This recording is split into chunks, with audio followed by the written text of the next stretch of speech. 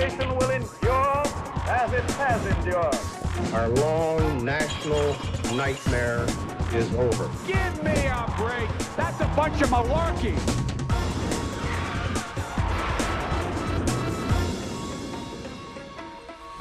Welcome to Planet America. I'm John Barrett. And I'm Chaz Gidello. This week, 2 mass shootings within days reignites the debate over gun control. We're going to be talking to the father of a mass shooting victim. He's gone into politics to see what can be done. Also this week, after the first press conference of his presidency, we'll bust some malarkey over Joe Biden's stumbles. And I'm going to have an update on the border immigration crisis. But first...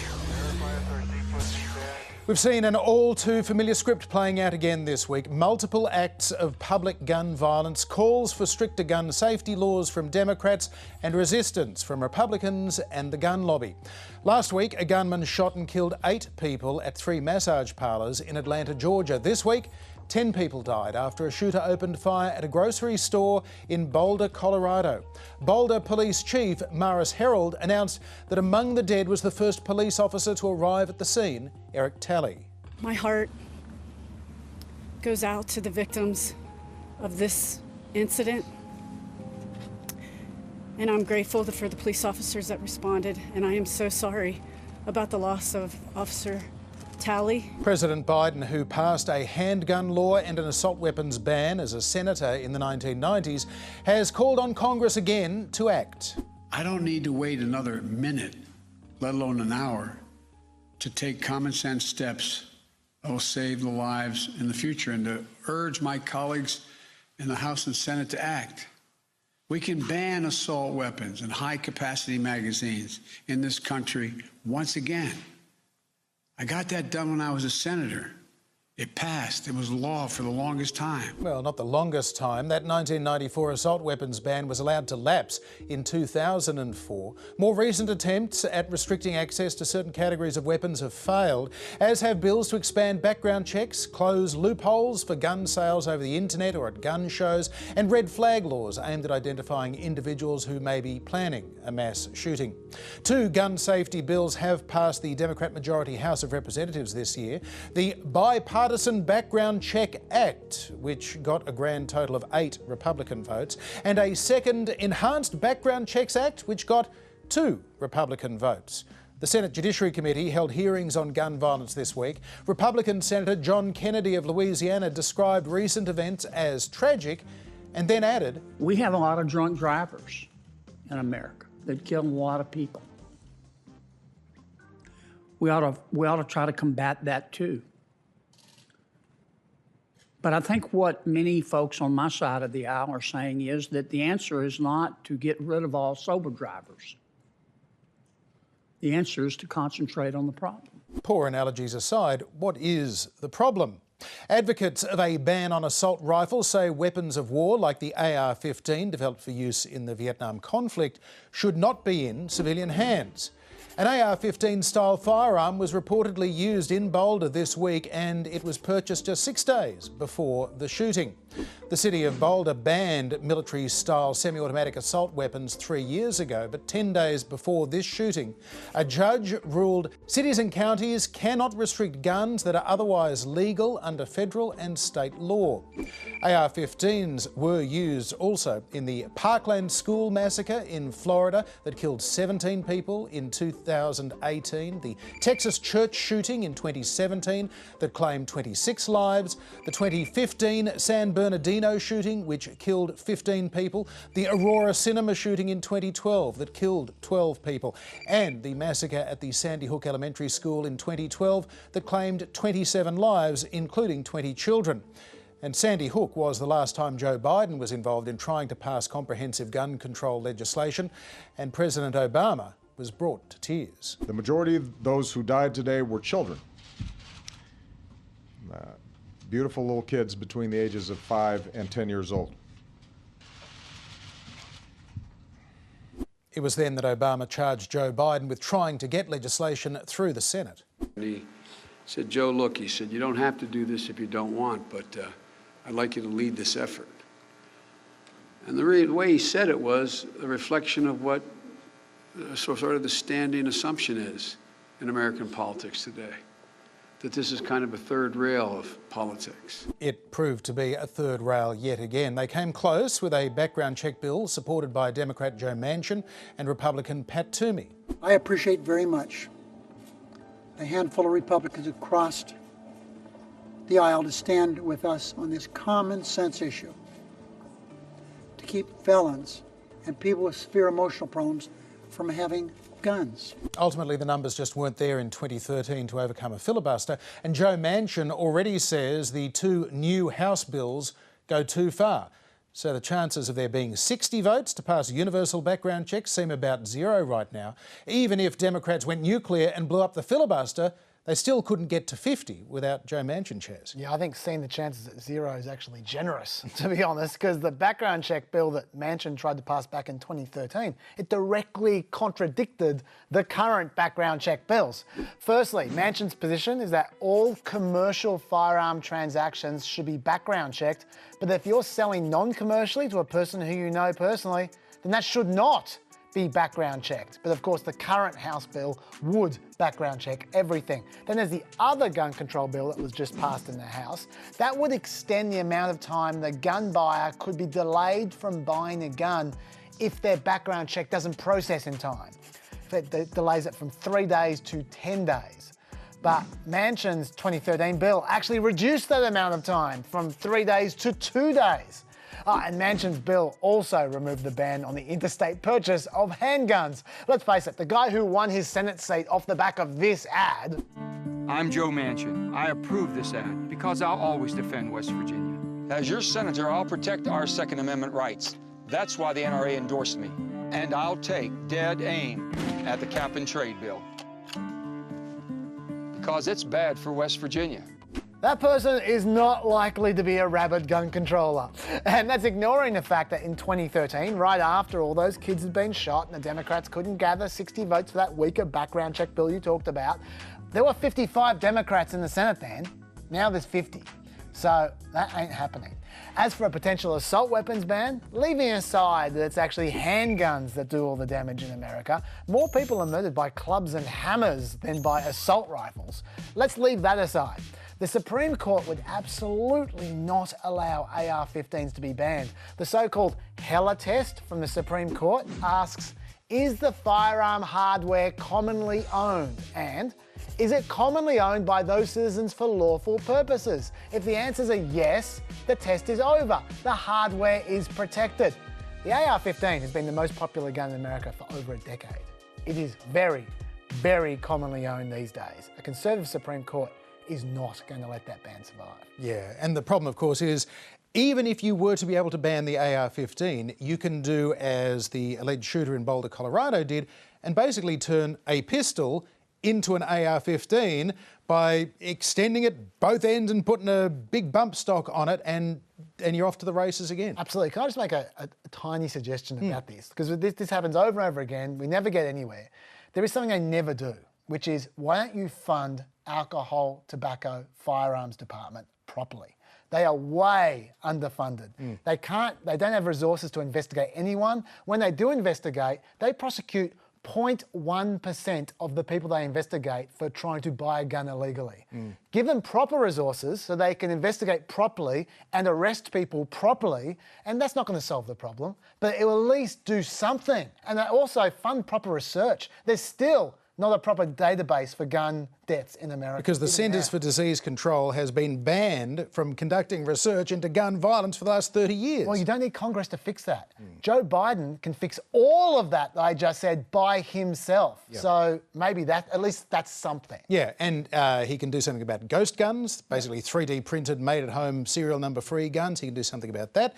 He can also pump tens of billions of dollars into America's mental health system and do something about that, because there is clearly a common thread through a number of these, particularly young men, that go off the rails and do these kinds of things.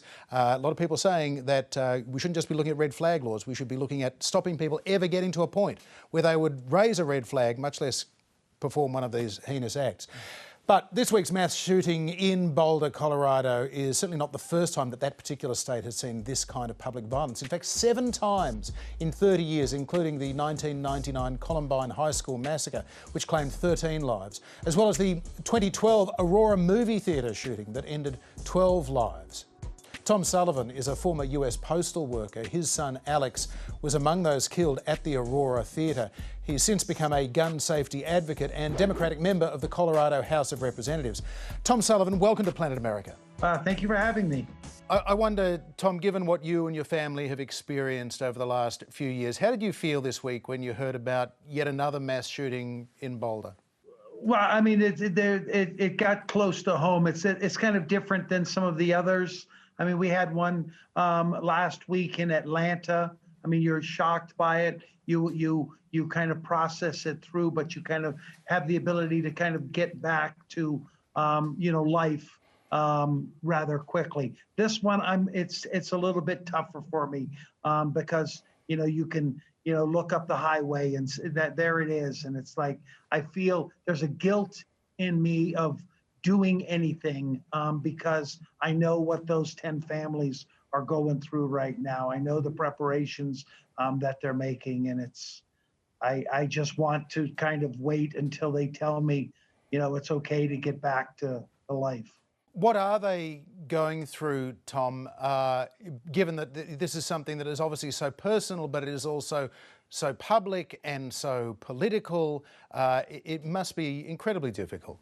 Well, yeah, I mean, their loved ones, their sons, daughters, names have appeared in the newspaper. Their pictures have appeared in the newspaper. If they are talking to somebody, they've got to figure out in about 90 seconds or less what the previous 25 years has meant like of the life of their child, and try to be impactful with that so that people can understand it.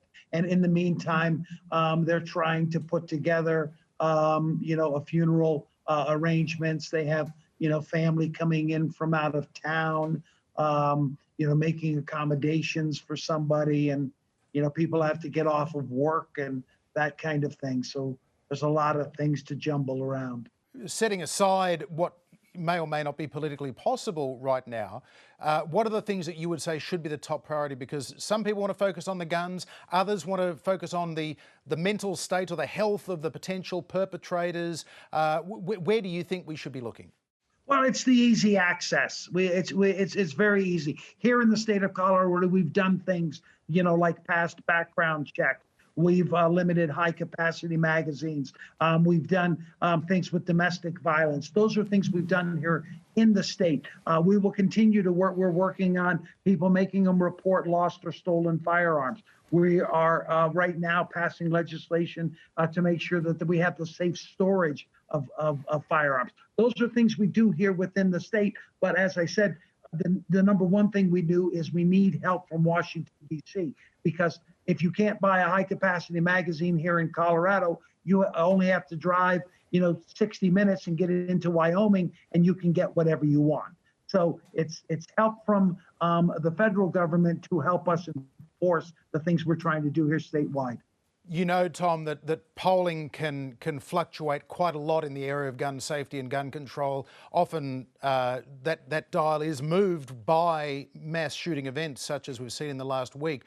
But generally speaking, it's a pretty 50-50 kind of split on whether military-style assault weapons should be banned. There's still a lot of people that think that people should have the choice of having that. Given that, is there any prospect for bipartisanship on this issue when America itself is divided, not just Washington?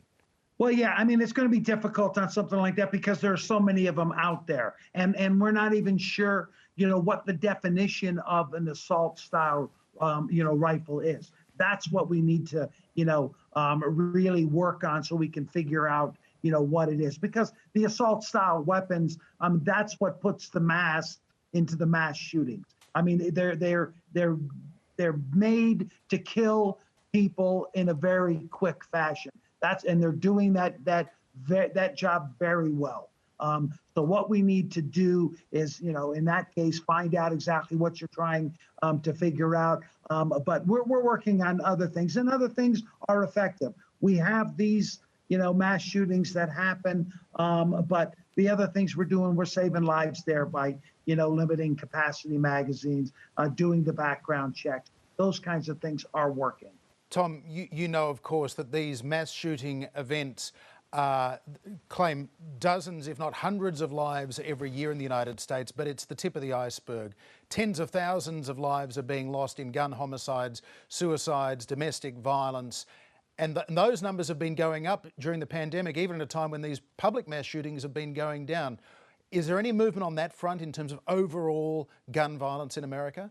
Well, I mean, that's part of my job is to relay that message to people, certainly here at the legislature, wherever I get a chance. You're absolutely right. Here in the United States, we lose 100 people every single day on average to gun violence. Of that, 2/3 of those are suicides. In that case, it's 22 to 25 of our veterans are taking their own lives with a gun each and every day. Children under the age of 12, we lose 8 of those every single day in the United States. Plus, we also have over 200 injuries from gun violence. And what has happened during the pandemic is the Republicans have had the ability to get everybody to be so afraid and fearful that they're buying more guns. We had a record-setting year here in the state of Colorado. They had over 500,000 firearm transfers. And that's a lot of first-time people who have bought firearms, never had them before, don't know how to handle them. And that's causing more and more problems for us.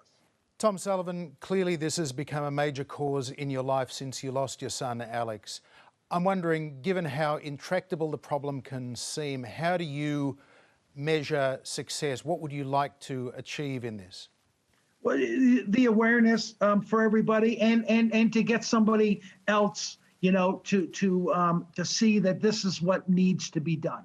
In my case, I started speaking out on this after my son was murdered. I found out that the politicians weren't listening to me, were ignoring me. I went after them and took their positions. And that's what my message is to others. If you don't like the way it is and they don't listen to you, then you need to run for these positions. And what I hope is going to happen is there will be more and more people who have come out of these tragedies, and now they're going to be, setting the legislation, taking the votes, and that will get us closer to, making this a safer place.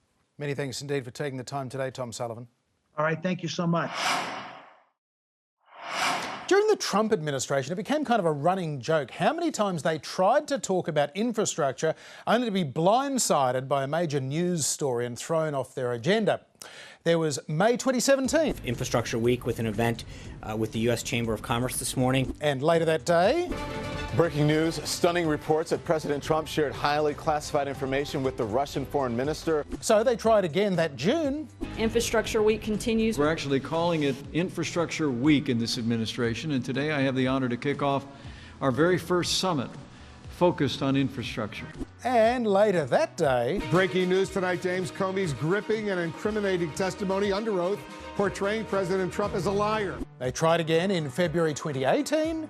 We're here today to discuss the urgent need to rebuild and restore America's depleted infrastructure.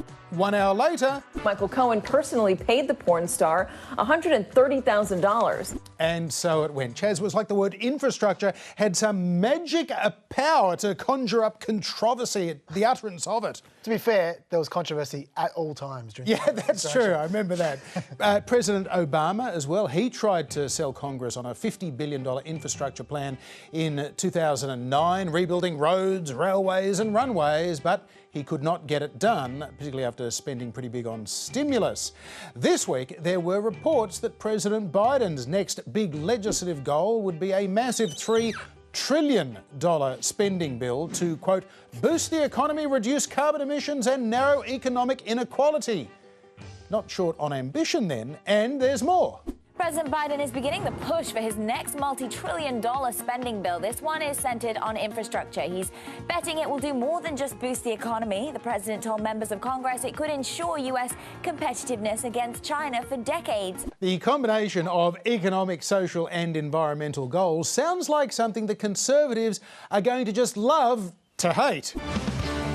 Tonight, Joe Biden continues his quest to remake America. So the question now is, does Joe Biden try and get a bipartisan bill? As we've noted, there is cross-party support for some infrastructure spending, at least in theory, and everybody wants more good-paying American jobs. But if Democrats pack this with some very big-picture reforms, is there any point in reaching across the aisle, or do they just do what they can through the same budget reconciliation process that passed Biden's $1.9 trillion relief bill earlier this month? Well, here's a clue. I haven't been invited to the White House so far this administration. When was the last time you had a conversation with President Biden, even on the phone? I don't believe I've spoken with him since he was sworn in. We had a couple of conversations before then. Poor spurned bitch. I've got another clue for you, John. Yeah. Our new overlord, the most important Joe, Manchin, has already told us how this bill is going to go. He says Congress should at least partly pay for it with adjustments to the 2017 Trump tax cuts, including by raising the corporate tax rate back from 21% to at least 25%. Now, you are going to see Mitch McConnell playing beach volleyball before you see him agreeing to do that. And I don't want to see that. No. So reconciliation, here we come. And it's not like America doesn't need more maintenance done. When Domino's Pizza is filling road potholes across America as a promotion, you know your government isn't spending enough on infrastructure. The American Society of Civil Engineers recently gave American infrastructure a C-. And believe it or not, that was an improvement on their previous report card. They say America is spending only half of what it needs just to bring their systems up to scratch. And they put the number at about $2.6 trillion required. In particular, they say out of the 600,000 bridges in America, more than 46,000 of the bridges are structurally deficient. Now, we've got to be careful here because by my count, that is 7.46% of total bridges, whereas it was 9% of bridges that were deficient in 2017 and 12% of bridges in 2009 and 22% of bridges that were deficient in 1992. So I guess Domino's is doing a bang-up job. Nevertheless, a $2.6 trillion shortfall sounds perfect for a $3 trillion bill. Except, apparently only $1 trillion of the $3 trillion infrastructure bill is going to be spent on infrastructure. The Democrats have another one of those goodies grab bags they like so much, with free community college, free universal pre-kindergarten and the national paid leave program. Bernie Sanders has also introduced bills to lower the cost of prescription drugs that he plans to be included in the package as well. And since he's a chair of the committee that runs reconciliation, he's probably going to get his way. Fair to say this is not at all how budget reconciliation is supposed to be used. But while the filibuster still exists, the Democrats are going to do anything they can to cram their agenda through. So, here we go. Yeah, indeed. Now, it was last weekend that NASA successfully test-fired a new mega rocket designed to take humans back to the moon and beyond, onto Mars and elsewhere. Go for engine start. H-buoys are on and engine starts has been okay.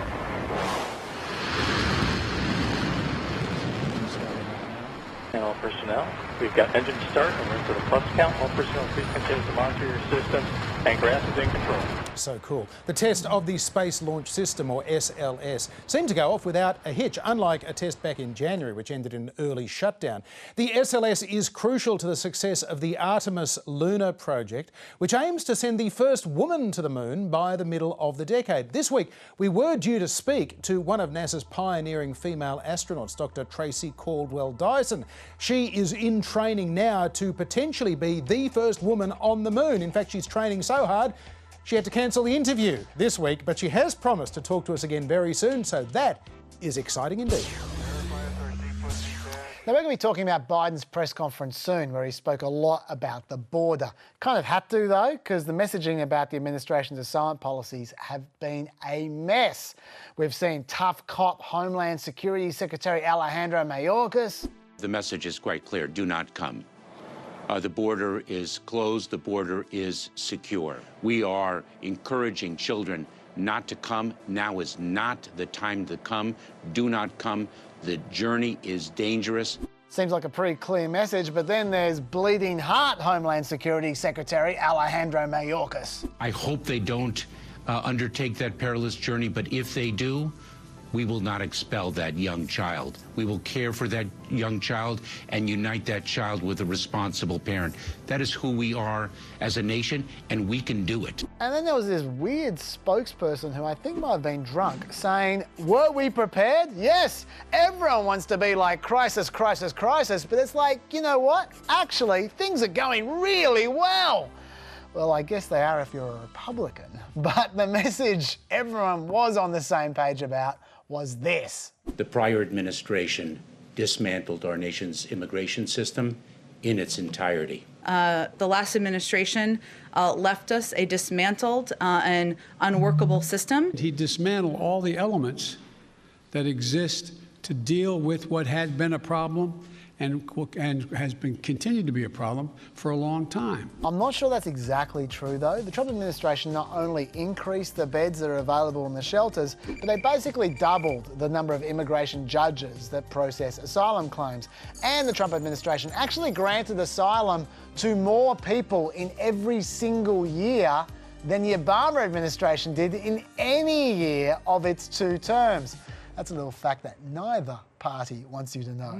But despite all the spin, it seems pretty clear that these migrants both have a lot to be fleeing from, and also they respond to signals from the Biden administration. Just ask the migrants, they'll tell you. Would you have tried to do this when Donald Trump was president? Definitely not. Definitely. We had the chance, you know, the same violence that's going on today was there last year. We used to watch the news, and I definitely won't do this. So did you come here because Joe Biden was elected president? Basically. The main thing was the violence in my country. And the second thing, I think, was Joe Biden. And that leaves Biden with a real problem, which I'll tell you about over here. Yes, here's the deal. Okay, so firstly, at the moment, there is constant numbers pressure. Remember last week I told you how every facility is already way too full. Well, since then, the number of kids in those dodgy customs shelters that are basically jails has increased from 4,200 kids to 5,000 kids, almost double Trump's previous record. The kids' average time in these facilities has increased from 117 hours to 136 hours just in 1 week. And remember, it's illegal for them to be in those jails, essentially, longer than 72 hours.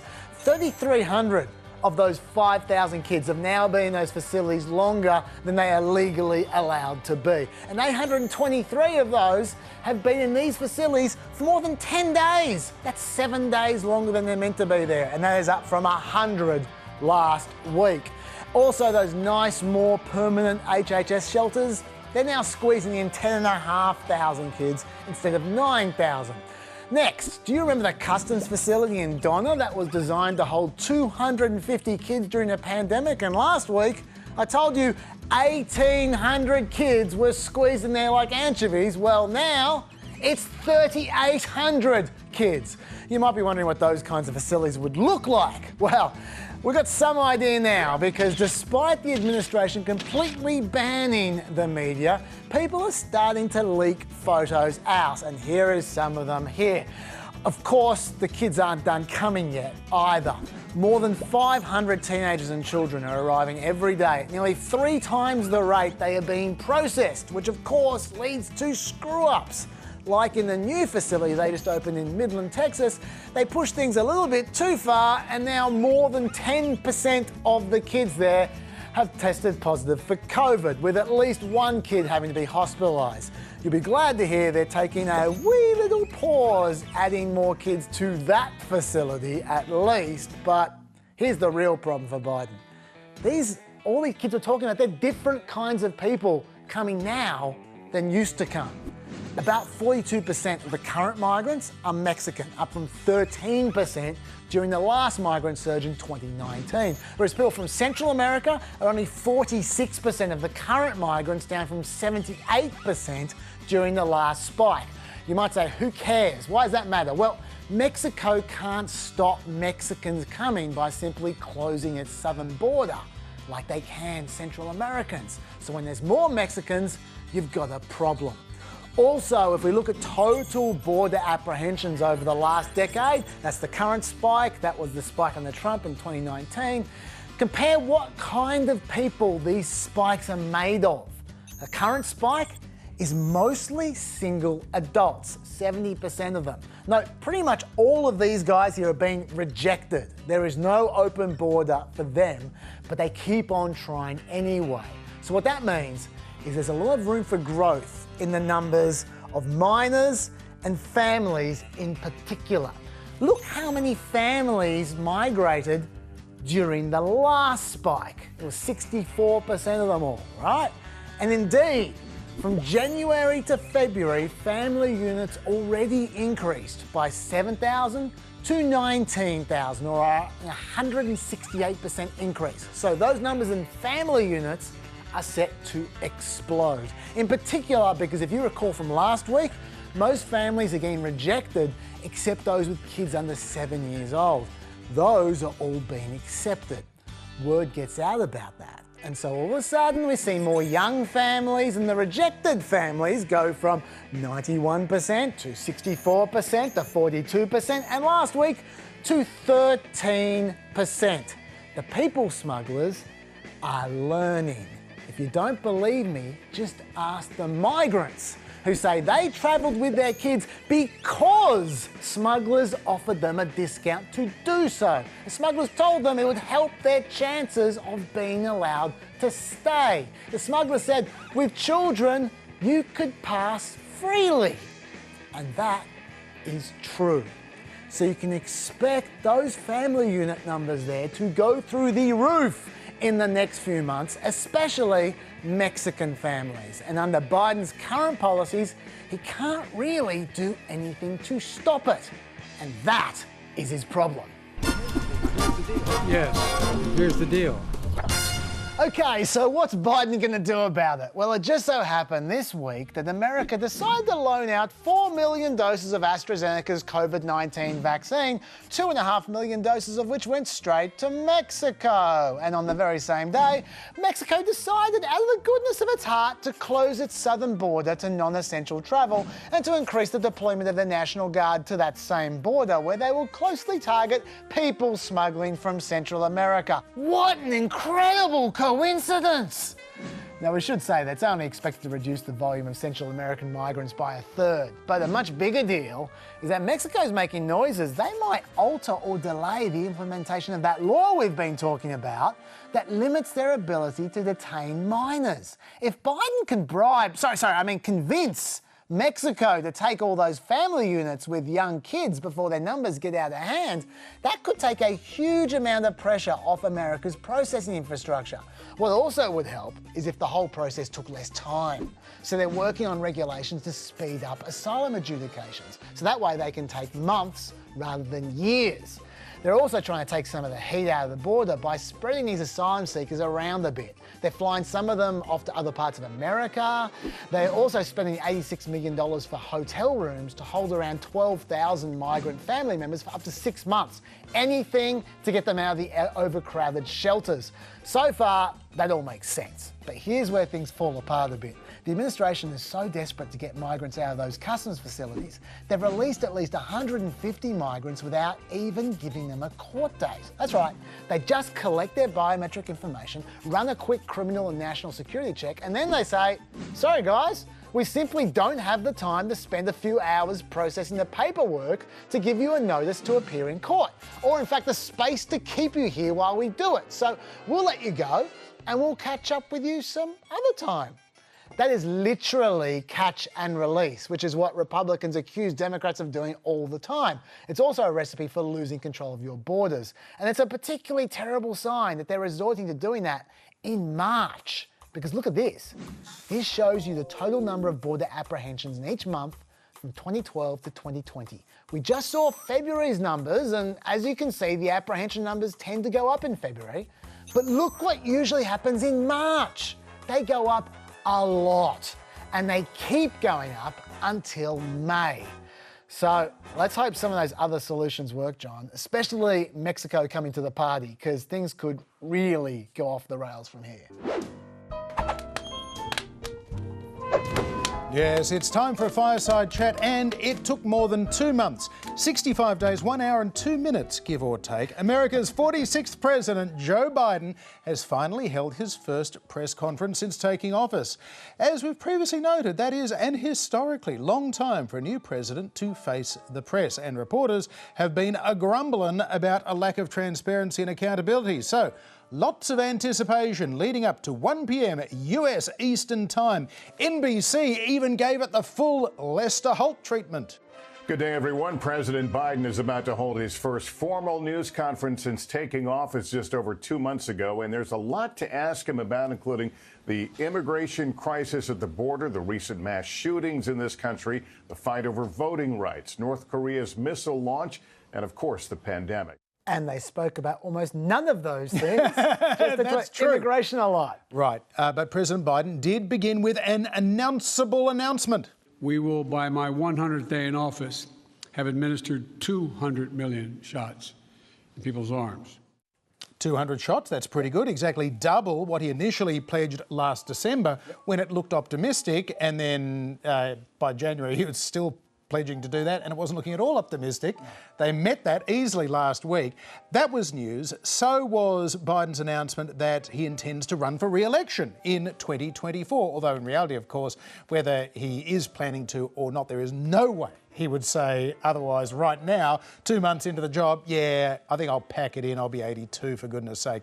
All of that as well came on the day that the Georgia state legislature passed and the governor signed into law new restrictions on voter access, including removing things like drop boxes for early voting. President Biden made his views on that pretty clear too. What I'm worried about is how un-American this whole initiative is. It's sick. It's sick. Deciding in some states that you cannot bring water to people standing in line, waiting to vote. Deciding that you're going to end voting at 5 o'clock when working people are just getting off work. I should say that water thing was a proposal in Georgia that was rejected. Yeah. Yeah, you're still allowed to bring fold-up stools as well. That got scrapped too. Yeah. But look, to do anything about the restrictions that have come in Georgia and are coming in a lot of states, Biden will have to find some way to pass new voting rights laws like the For the People Act, H.R. 1, or the John Lewis Act. But to do that, of course, he's either going to need 10 Republican senators to sign up to that, which they will not do, or he's going to need to scrap the filibuster. So how about scrapping the filibuster? With regard to the filibuster, I believe we should go back to a position of the filibuster that existed just when I came to the United States Senate 120 years ago. 120 years ago? I think that is another attempt at Reagan-esque self-deprecating humour about his age. At least I hope it is. I'm sure it is. Yeah. Then he said this. It used to be required for the filibuster, and I had a card on this. I was going to give you the statistics, but you probably know them. That it used to be that from between 1917 and 1971, the filibuster existed. There were a total of 58 motions to break a filibuster that whole time. Last year alone, there were 5 times that many. So it's being abused in a gigantic way. And for example, it used to be you had to stand there and talk and talk and talk and talk until you collapsed. And guess what?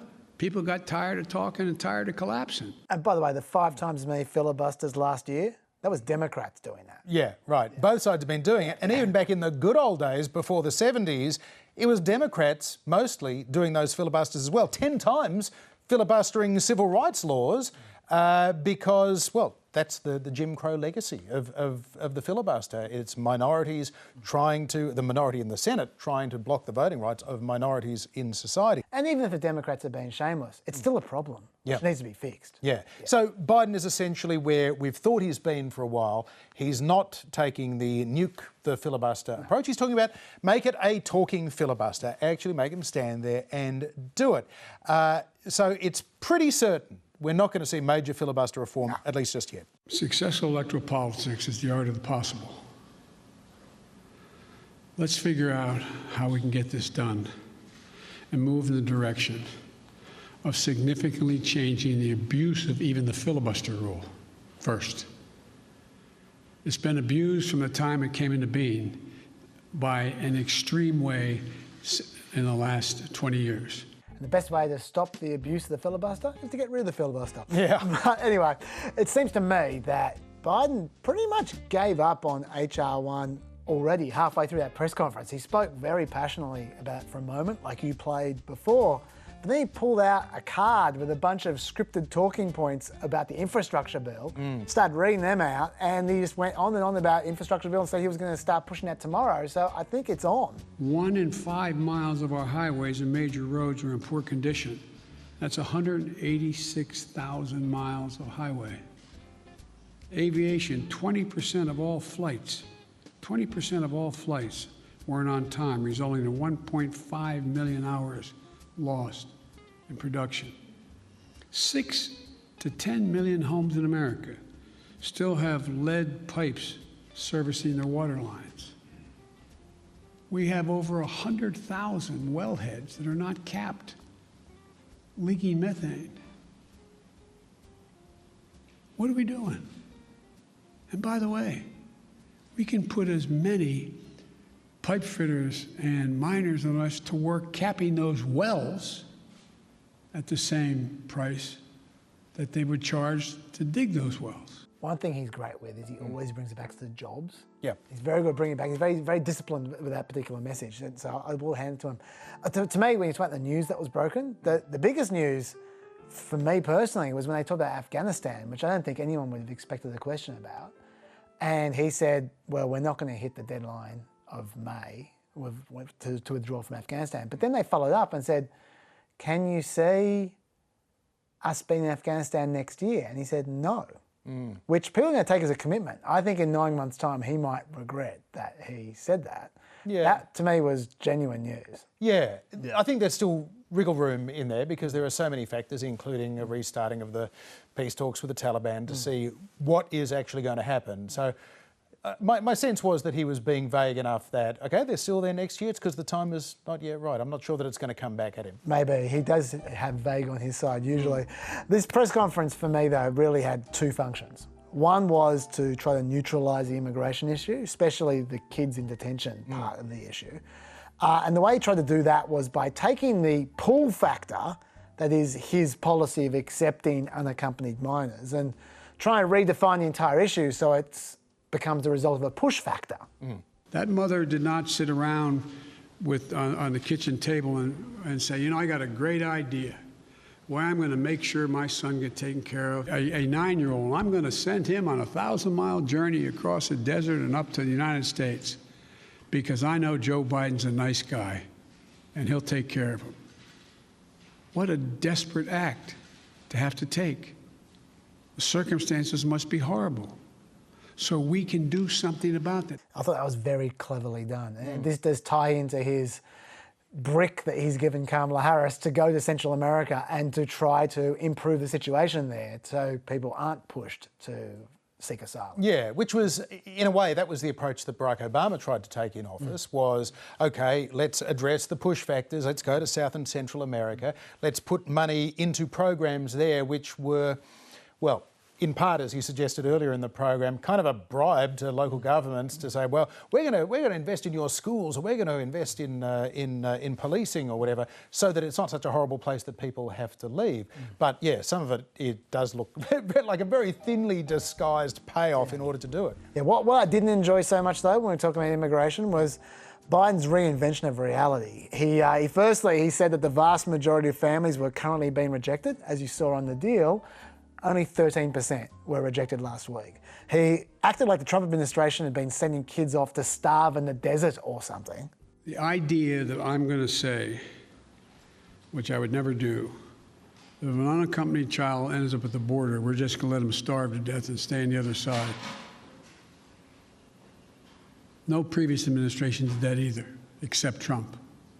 I'm not going to do it. But that's not true. The Trump administration actually, when they intercepted minors, they actually flew them back to their old country and handed them over to social workers. There's plenty to criticise the Trump administration about. That wasn't one of the things, though. I know he was trying to pretend that option didn't exist, because otherwise people would say, why don't you do that? But I still thought it was pretty scummy to essentially lie like that. But anyway, the second thing the press conference was supposed to achieve was to show that Biden could hold a press conference like this, like, you know, all the speculation about his state of mind, etc.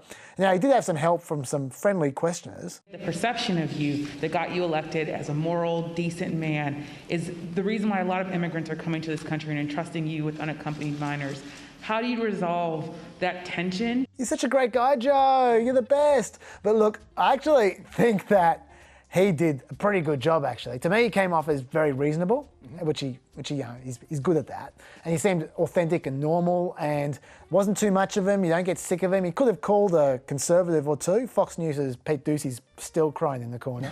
but there really wasn't, in my view, only one what you call senior moment, which was this one, of course. I have never been particularly poor at calculating how to get things done in the United States Senate. So the best way to get something done, if it holds near and dear to you that you like to be able to, anyway, we're going to get a lot done. Shades of the Democratic primary debate last year in 2019 when he kind of sucked. Yeah. It's hard to know in those moments. He was pretty good apart from that. Yeah, in those moments, it's hard to know, is he self-censoring? Is he about to say something that he suddenly thinks, oh, no, don't say that, Joe, so he pulls himself up short? Or is he genuinely losing his train of thought?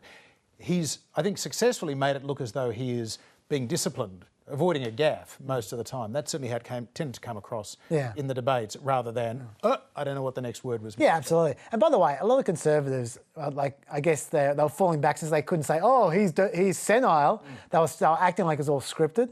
Yep. Definitely not scripted. No. Definitely not. He just did a pretty good job. And those palm cards with facts, that's another thing that Ronald Reagan used to do, not just in press conferences. Reagan was better at keeping those cue cards on the lectern in front of him rather than going, now where did I put those things again? I have the numbers here somewhere. But Reagan would even take those into meetings. Bob Hawke used to talk about meetings that he had with Reagan in the 80s, where Reagan would sit there and literally shuffle through his cards to look for the answer, and if he couldn't find it, then he'd call Don Regan or George Shultz in to find the card for him to give him the answer.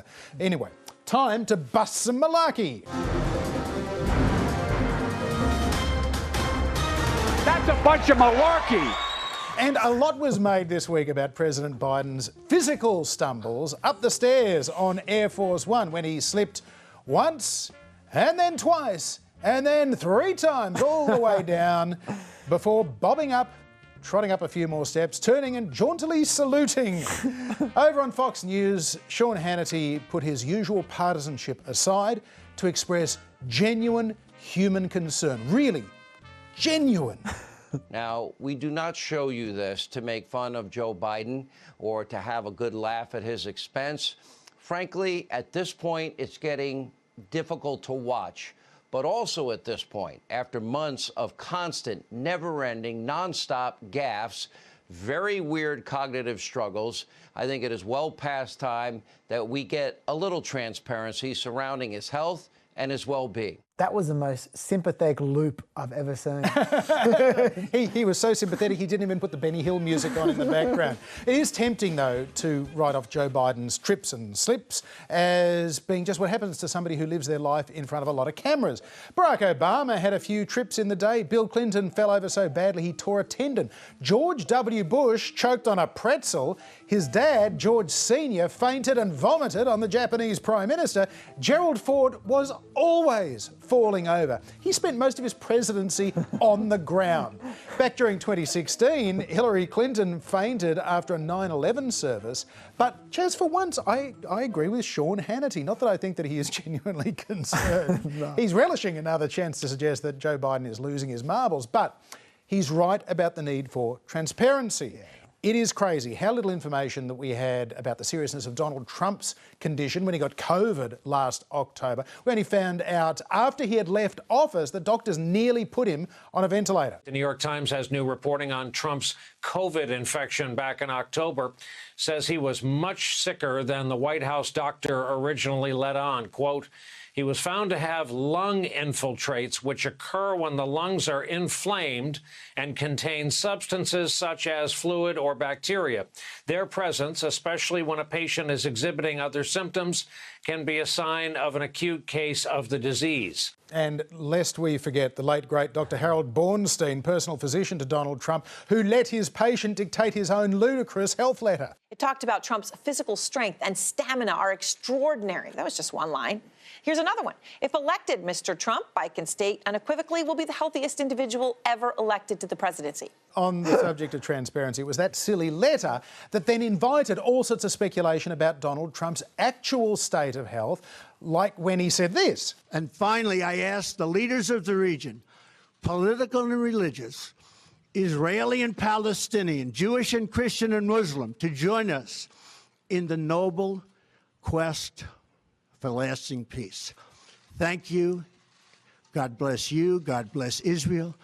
God bless the Palestinians. And God bless the United States. Thank you very much. Thank you. So, was Donald Trump drunk? No, he doesn't drink. Was he having a stroke? Maybe. Or were his dentures just coming unstuck? Well, probably. But his dentures weren't to blame for his strangely tentative walk down that ramp at West Point and the weird way that he would drink water. And whatever he had was possibly contagious because Melania nearly stacked it as well. Say what you like about Donald Trump. He is a master of the medium of television. He was so worried about falling over in front of the cameras, he preferred to grab onto handrails and even Theresa May's hand rather than risk a tumble. Joe Biden, on the other hand, keeps trying to prove his vitality by jogging all over the place. He even cut an election ad about it. Some people are always in a hurry. They run when they could walk, race up steps when others take it slow. When Joe Biden's president, America is just going to have to keep up. But of course, as in 2016, Hillary Clinton fainted because she had pneumonia. Her campaign had been denying anything was wrong for months, despite the fact she had this recurrent cough. People like Sean Hannity and Trump himself kept saying, oh, she's seriously ill, she's unfit to be president, she's going to die before she gets sworn in.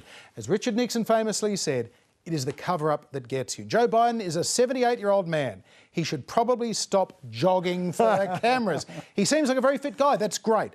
But he needs to be open and honest about his age and any health issues that might come along. Otherwise, the crazies like Sean Hannity win. I agree on all counts. Put the marathon man away. Yeah. But before we go, the biggest malarkey of the last 6 months, in my view, has been Republican lawyer Sidney Powell's conspiracy theory that the election was stolen by Venezuela and China and all kinds of baddies hacking into Dominion voting software.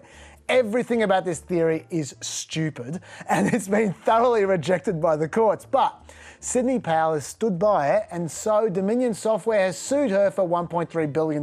This week, her team presented a defence brief and it spawned headlines like this. Sidney Powell argues in new court filing that no reasonable person would believe her election fraud claims. They essentially suggested her defamation defence is no one could possibly take me seriously. But Sidney Powell wrote on her website, contrary to what the fake news is pushing, Sidney did not claim in court that no reasonable person would believe her claims. Ms. Powell's statements were legal opinions that she stands behind. So, what's the truth? I've actually read the brief, and I'm sad to say that CNN is wrong and Sidney Powell is right. They have unfortunately misrepresented her position. She says that her statements were made as an attorney advocate for her preferred candidate and that the language of the political arena is often vituperative, abusive and inexact, and it's often prone to exaggeration and hyperbole.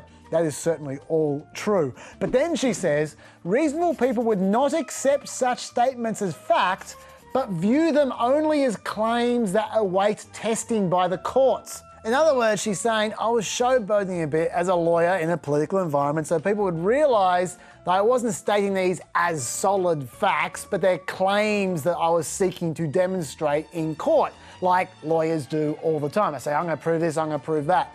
Now, that's her defence, but importantly, she wasn't part of Trump's legal team, so I'm not sure that defence actually holds.